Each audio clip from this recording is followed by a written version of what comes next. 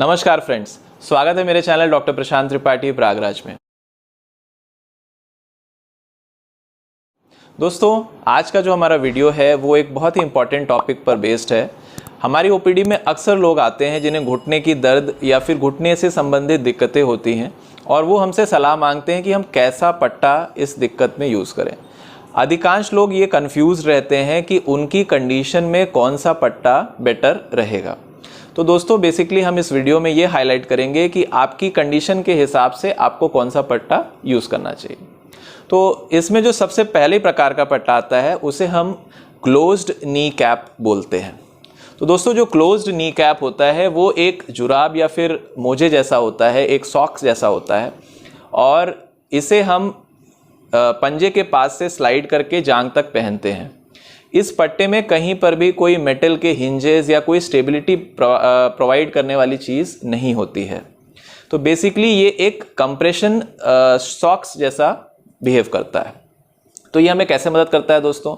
जिन लोगों को grade 1, grade 2 या फिर माइल्ड आर्थराइटिस है या फिर कोई ऐसी हल्की फुल्की चोट है घुटने की या घुटने में हल्की सूजन आ गई है साइनोवाइटिस या घुटने की झिल्ली के इन्फ्लेमेशन के कारण, तो ऐसी कंडीशन में उस सूजन, उस इन्फ्लेमेशन, उस उत्तेजना को कंट्रोल करने के लिए ये पट्टे काम करते हैं दोस्तों। इन पट्टे से कोई भी स्टेबिलिटी हमारे घुटने को नहीं मिलती। तो ग्रेड 1, ग्रेड 2 आर्थराइटिस के लोग या फिर जिनके घुटने में रेगुलर सूजन की दिक्कत रहती है वो ये पट्टे का इस्तेमाल कर सकते हैं। दूसरा वेराइटी का जो पट्टा आता है वो आता है ओपन पटेलर नी कैप। इसमें हमारे पटेला के आसपास एक फोम का लेयर होता है। नी कैप जो हड्डी होती है हमारी, उसके पास एक फोम का लेयर होता है। तो बेसिकली ये क्या करता है दोस्तों कि हमारी जो नी कैप का मूवमेंट है उसको लिमिट करता है। तो आप समझ पा रहे हैं कि ये ऐसी कंडीशन में हम यूज़ करेंगे जिसमें हमारे पेशेंट्स को नी कैप की प्रॉब्लम है, जैसे कॉन्ड्रोमलेशिया पटेली या पटेलोफिमोरल सिंड्रोम, मतलब नी कैप की हड्डी से संबंधित आर्थराइटिस या नी कैप के आसपास सूजन की दिक्कत में इस पट्टे को यूज़ करेंगे। इस पट्टे में भी दोस्तों कोई भी स्टेबिलिटी प्रोवाइड करने वाला मेटल या फिर कोई हिंजेस नहीं होता है और इस पट्टे का भी जो काम होता है वो एज अ कंप्रेशन सॉक्स की तरह ही ये बिहेव करता है, जुराब की तरह। तीसरे प्रकार का जो पट्टा होता है दोस्तों उसे हम बोलते हैं हिंज्ड नी ब्रेस। हिंज्ड नी ब्रेस में क्या फर्क आएगा दोस्तों?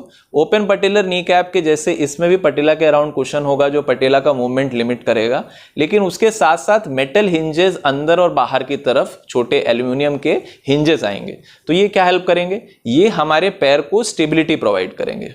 तो ये कब यूज़ कर सकते हैं दोस्तों?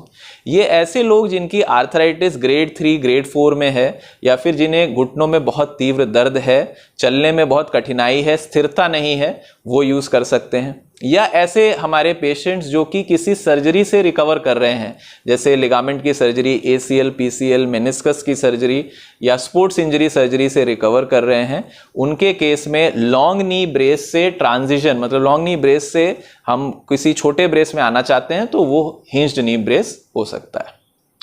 चौथे प्रकार का ब्रेस है दोस्तों जिसे हम बोलते हैं लॉन्ग नी ब्रेस। लॉन्ग नी ब्रेस दोस्तों हमारे टखनों से शुरू होकर के जांघ के बीच के भाग तक जाता है और ये पट्टा बेसिकली हमारे घुटने को स्ट्रेट रखता है, बिल्कुल, मतलब घुटनों में कोई भी फ्लेक्शन या नी बेंडिंग नहीं होने देता। तो ये ब्रेस हम लोग प्रमुखतः स्पोर्ट्स इंजरी की सर्जरी के बाद यूज़ करते हैं, जैसे ACL, PCL या मेनिस्कस की सर्जरी हुई है और हम ये नहीं चाहते कि मरीज़ का घुटना बेंड हो, तो उस केस में हम लॉन्ग नी ब्रेस यूज़ करते हैं। या ऐसे पेशेंट्स जिनकी सर्जरी किसी कारणवश नहीं हुई है या जिन्होंने सर्जरी एज अ ऑप्शन नहीं चुना है, उनके केस में भी लिगामेंट की हीलिंग को अच्छा करने के लिए और घुटना फ्लेक्शन ना करे, मुड़े ना, उसके लिए लॉन्ग नी ब्रेस यूज़ करते हैं दोस्तों। जो लास्ट प्रकार का ब्रेस आता है या पट्टा आता है घुटने का दोस्तों, उसे हम रेंज ऑफ मोशन ब्रेस बोलते हैं या ROM ब्रेस बोलते हैं। तो जो रेंज ऑफ मोशन ब्रेस होता है दोस्तों, इसमें टिपिकली हिंजेस होते हैं स्टेबिलिटी देने के लिए, जैसे हमारे लॉन्ग नी ब्रेस में या फिर हिंज नी ब्रेस में होता है। इसके साथ साथ रेंज ऑफ मोशन ब्रेस में दोस्तों डायलर होता है अंदर और बाहर की तरफ। इस डायलर पे हम जो भी हमें घुटने का मूवमेंट डिजायर्ड है हमारे डॉक्टर के हिसाब से, वो हम डायल कर सकते हैं। जैसे एग्जाम्पल के रूप में कि हमें ये चाहिए कि हमारा घुटना 90 डिग्री ही मुड़े और सीधा पूरा हो, तो ऐसे केस में हम डायल इसमें करेंगे एक्सटेंशन पे 0 और फ्लेक्शन पे 90 डिग्री। तो इससे ये फायदा होगा कि हम चाह कर भी अपने घुटने को 90 डिग्री से अधिक नहीं मोड़ेंगे। तो ये स्पेसिफिकली उन लोगों में यूज होता है जिनमें हमें गार्डेड नी मोबिलाइजेशन करना है, मतलब हमें धीमे धीमे नी बेंडिंग लाना है, जो कि ऐसे पेशेंट जिनकी सर्जरी हुई है उनमें हेल्पफुल होता है। दूसरी चीज़ दोस्तों, इस ब्रेस को हम ऐसी कंडीशन में भी यूज़ कर सकते हैं जैसे आप लॉन्ग नी ब्रेस आपने छोड़ दिया है आपकी ACL सर्जरी के बाद, और अब आपको स्पोर्ट्स या जॉगिंग थोड़ा थोड़ा स्टार्ट करना है, और आप ये नहीं चाहते कि आपका घुटना बहुत ज़्यादा एकदम से मुड़ जाए और घुटने में एक स्थिरता रहे, तो उस केस में भी रेंज ऑफ मोशन ब्रेस को यूज़ किया जाता है। तो दोस्तों ये हो गए हमारे जो बेसिक 5 तरह के प्रमुख ब्रेसेस हैं घुटने में, और मैंने ये भी बताया आपको कि किन किन कंडीशन में उन ब्रेसेस को यूज़ करना है। तो दोस्तों मैं आशा करता हूं आपको ये वीडियो अच्छा लगा होगा। ब्रेस से संबंधित कोई भी प्रश्न है आपको तो आप हमें कमेंट सेक्शन में पूछ सकते हैं। इस वीडियो को लाइक